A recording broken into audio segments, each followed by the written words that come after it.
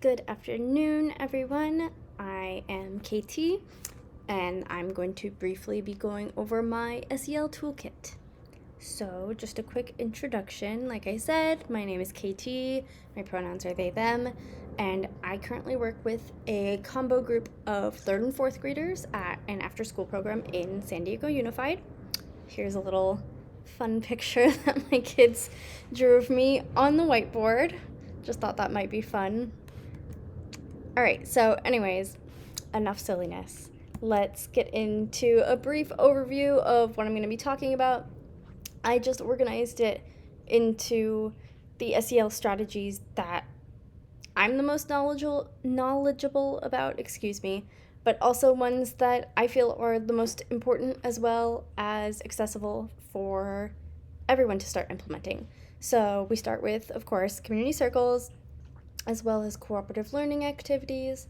Then we'll move on to differentiated instruction and zones of regulation with check-ins and checkouts, followed by class contracts, brain breaks, open-ended questions and modeling behavior.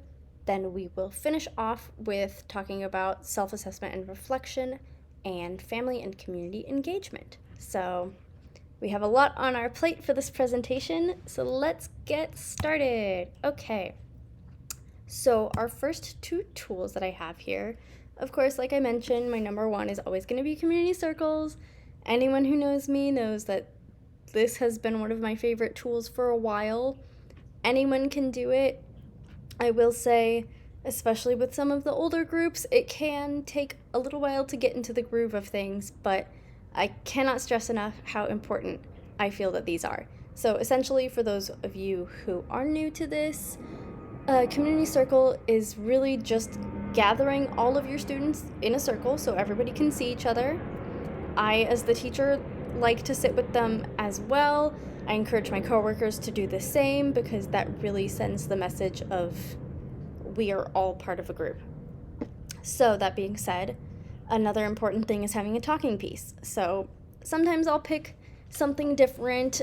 Usually I'll do it based off of the season. So for Halloween, we have my little crow witch friend. So this is our talking piece for October, and who knows, maybe in November we'll get a turkey. But the point is that whoever is holding the talking piece, that is the only voice that we should be hearing. And it seems simple, but it's a really important reminder, and having that visual makes a world of a difference. So, community circles are most effective when they're held at the beginning of the day or the beginning of the time that you have your students.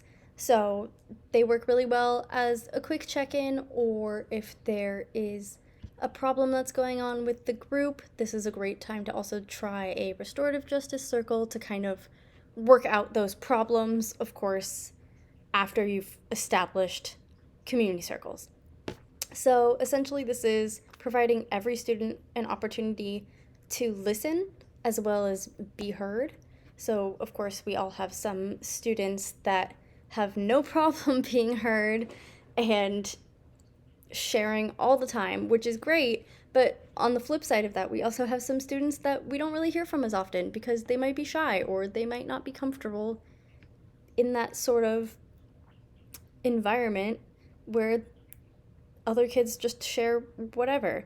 So essentially, this is a good exercise for hearing and being heard.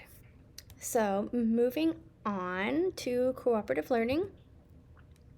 So cooperative learning is essentially it's academic activities that are encouraging students to work with each other. This can be one-on-one or in groups. So one of my favorites, the classic that I always go to, is Think, Pair, Share.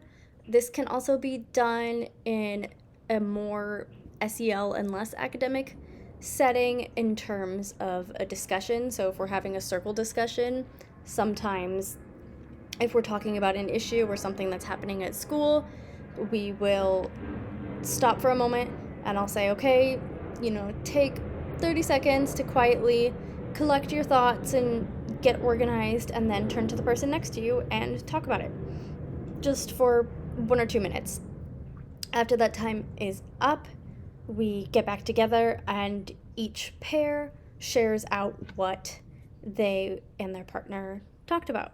So that is a really good idea for academic settings to kind of assess, you know, a frequent or common question that students may have on the subject, or a universal feeling that was being dealt with internally but hadn't come up. So Think Pair Share, I think, doesn't get enough credit for its variety of uses.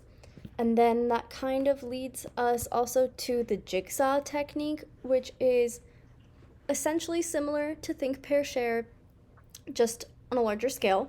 So this works best in an academic setting where there's a lot of different components or layers. So for example, if you're teaching a biology lesson about biomes, you can have each student in a group focus on a different aspect of the biome that they're learning about. So this could be, climate, predators, etc., etc.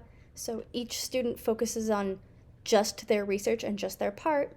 They go off and do their independent research and then come back and join their home groups and share what they've learned. So that's where we get that jigsaw piece of everything kind of coming together in the end. That also leads me to group work roles.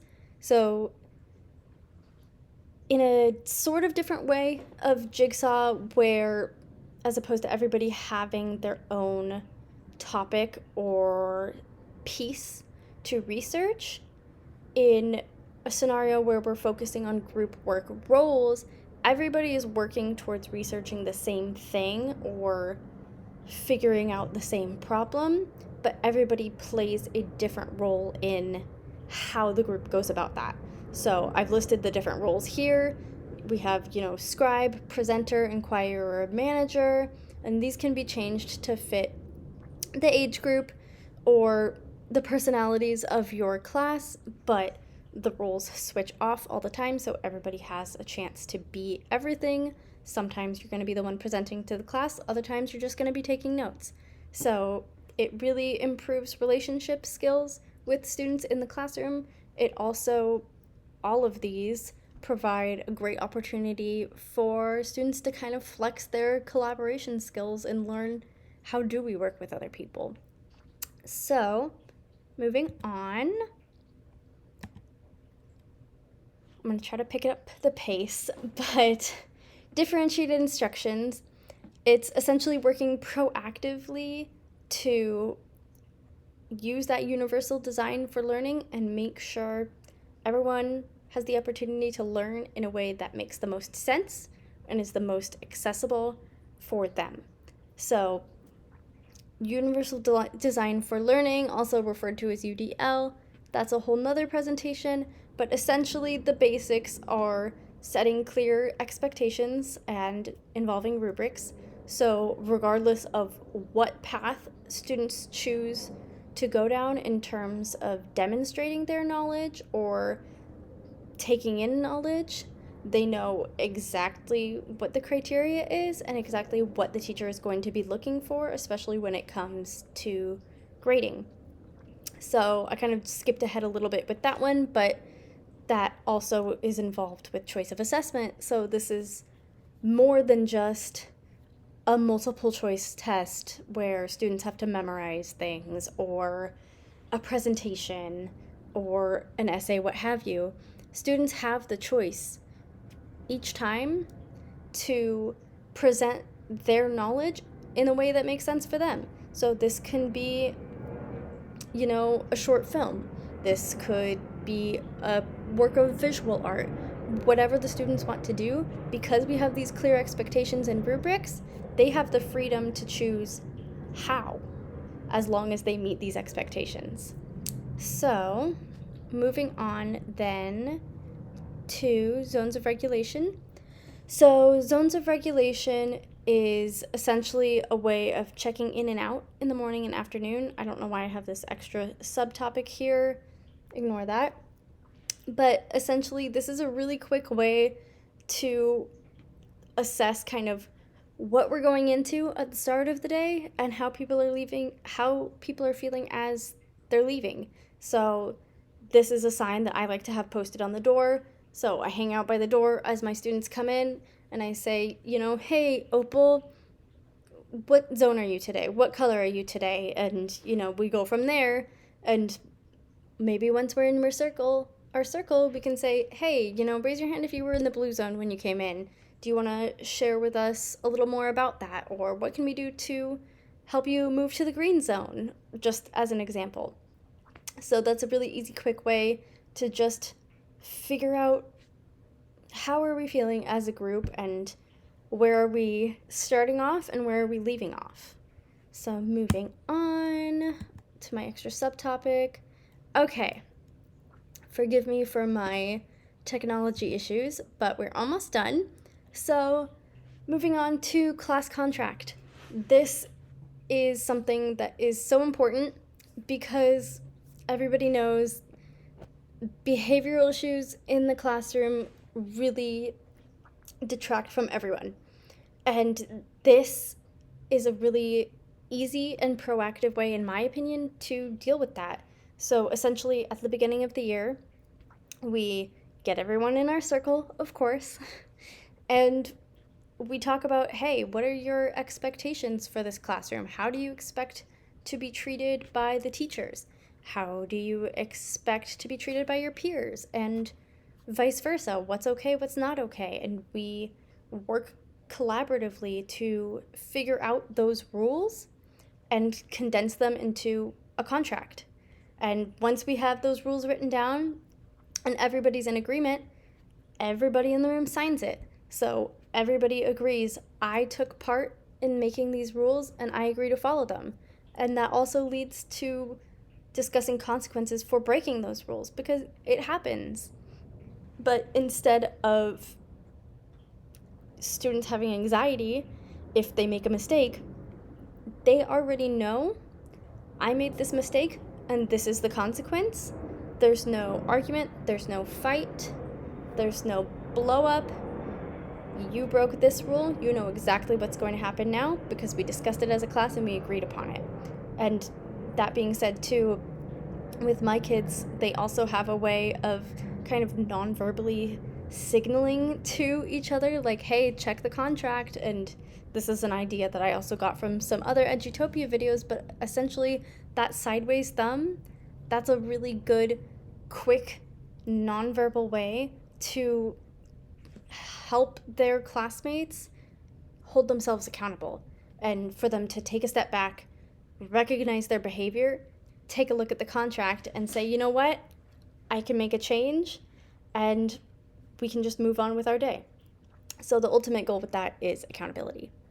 So moving on then to brain breaks. So brain breaks are also pretty self-explanatory. Essentially, it's just a way for students to take a break. And of course, in a perfect world, we try to provide breaks and opportunities for students to do something else because the school day is long. And especially with my kids in after school care, they've been there for sometimes 12 hours and it's a lot. So these brain breaks are a really great way to diffuse behavioral issues and kind of teach our students that, hey, it's okay to be burnt out. You've had a really long day. It's okay to be feeling these emotions. It's okay. You just need to communicate that. So some of the little ones in the program where I work, they have a signal, which is this, like you're breaking something. And that's how we know, okay, this kid needs a break. We can just give them a thumbs up. They can go to the calming corner. So with older kids, sometimes they have cards that they can hold up, or maybe hold up a B for brain break.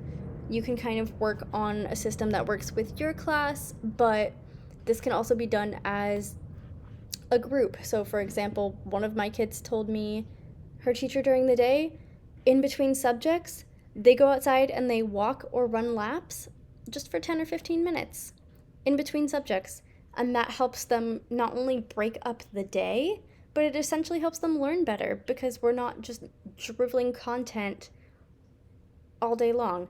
So brain breaks, while they may be difficult to say, are definitely one of the easiest things to implement in any classroom.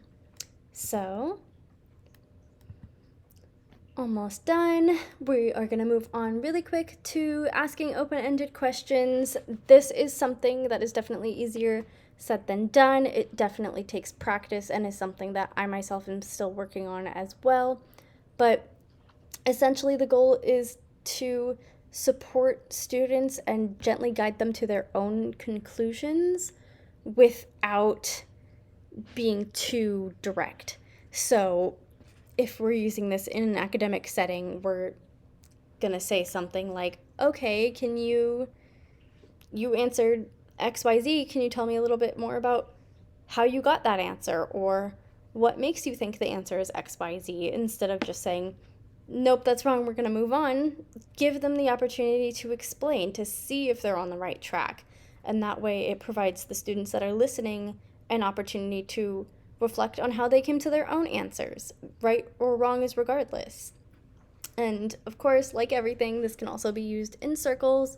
So we're, instead of placing certain emotions or certain actions to certain emotions, we're giving our students an opportunity to explain for themselves. What's going on that's making you feel like you're in the red zone? Can you tell me a little bit more? So we're being open-ended in a way that engages students and encourages them to think critically. All right, so then that directly leads us to modeling behavior.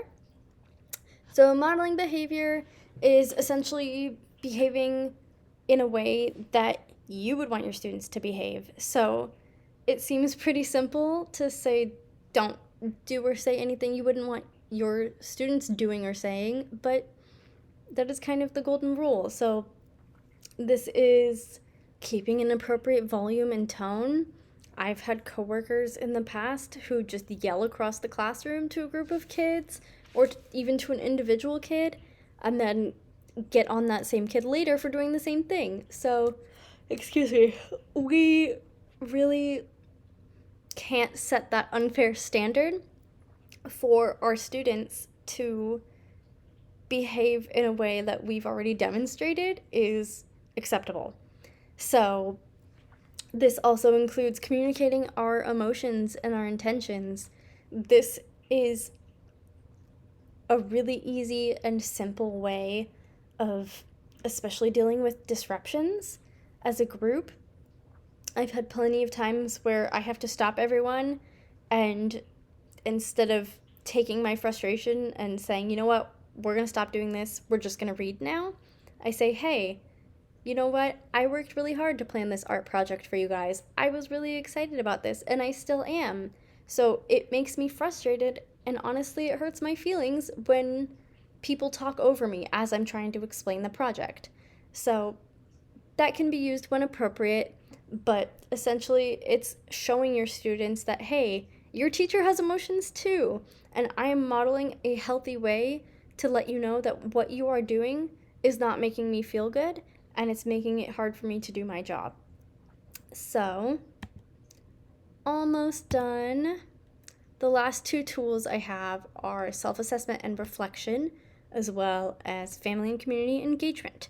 So in terms of assessment and reflection, this is something that can be done by both students and teachers. So for students, it's basically encouraging them and providing them with the opportunities to reflect. So this can be through meditation. This can be through journaling. This can, of course, be through our community circles. And we are encouraging them to, regardless of the question that is asked, they're taking a step back. They are thinking to themselves. They are reflecting. They're thinking about their own behaviors, their thoughts, their feelings, etc., and recognizing where those are coming from, what's causing them, and how to act on them in a way that's appropriate. So then that also goes for teachers. I think it's really important, as is mentioned on the Castle website, teachers need to regularly assess how they are using SEL effectively or not. And in the case that it's not being used effectively, what are some things that we can do to improve that? What are some changes that we can make? How can we keep bettering ourselves for our students so they can get the best experience possible out of the school year? So, this can be done through our own surveys. So, on the Castle website, there's an example of a resource for self assessment where you essentially just check boxes of your strengths and your areas that you need improvement. And this is also done through research. So, just, if you're having a problem with your kids, I always get on Edutopia or I'll look through my class resources or what have you, and just keeping yourself up to date and keeping yourself sharp in terms of, okay, I'm reflecting on what I'm doing now, but there's always a way to improve. So what can I do to improve? And of course, survey your students. Ask them. Your students, most of the time, whether you like it or not, will be upfront with you, hopefully. And you can do this in the form of a circle, or if students might not necessarily want to share verbally, you can pass out surveys asking questions as well. And that is a really simple way to get their opinions and find out what is it that they like, what is it that they don't like, what's working and what's not. Okay, so moving on, family and community engagement. So this seems pretty simple, but take the time to know the adults in your students' lives. Not everyone has parents. Not everybody's home life looks the same. So I try to be really cognizant of just saying your grown-ups or the adults in your life or whatever works. And then, of course, as you get to know your students, you'll know who they live with and who they spend the most time with and that sort of thing. But essentially, a key component of SEL and it working is involving more than just you and your students. And it's beyond your classroom, it's beyond your school, it's your community as a whole. So the goal is to involve others, involve everybody in your student's life, send them home with activities that they can do with the adults in their life, find ways to bring the classroom to them or vice versa, and encourage that involvement, encourage building those relationships. And we want our students' families and the people that are important to them, we want them to know what we're working on. We want them to know what kind of stuff we're doing in the classroom, etc. So we can send home newsletters, sometimes do phone calls home, or if parents are working, we can do emails. Just any way to keep the updates coming so that even if people in our students' lives don't have the opportunity to come volunteer in person or what have you, they can still feel involved and they can still know what's going on at their child's school. So, of course, like I mentioned, parent and community volunteers are always a good thing, but it's just not always realistic. So, there are many, many ways for families and community members to get involved. It's just a matter of getting to know your students, getting to know their community and hopefully your community, and finding out what works, finding out what people are interested in, and using that as a way to bring them together. So, that is all for me. Obviously, 10 tools takes quite some time, but I appreciate you bearing with me, and I hope you have a great rest of your week.